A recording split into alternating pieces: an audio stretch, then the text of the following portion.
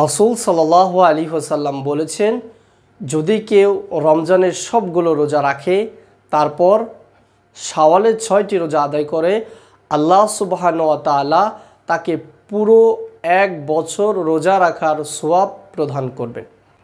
যারা আমরা রমজানের রোজা রেখেছি, এখন শাওয়াল মাস, আমরা যদি 6টি রোজা রাখি, আল্লাহ সুবহানাহু ওয়া তাআলা আমাদেরকে 1 বছর রোজা রাখার সওয়াব দেবেন। এখন কথা হচ্ছে যে শাওয়ালের 6টি রোজা আমরা কিভাবে রাখব? আমরা কি একসাথে 6টি রোজা করব নাকি ভেঙে ভেঙেও করব? কথা হচ্ছে আপনি আপনার যেভাবে সহজ হয় বা যেভাবে আপনি রাখতে কমফোর্ট ফিল করেন ঠিক সেভাবেই রাখবেন।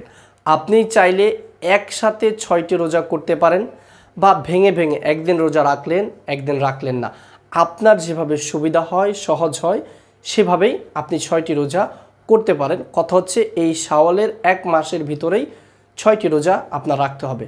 যদি আপনি এই 6টি রোজা আদায় করেন এবং পূর্বে রমজানে যদি সবগুলো রোজা রেখে থাকেন, তাহলে আল্লাহ সুবহানাহু ওয়া তাআলা আপনাকে পুরো 1 বছর রোজা রাখার সওয়াব প্রদান করবেন।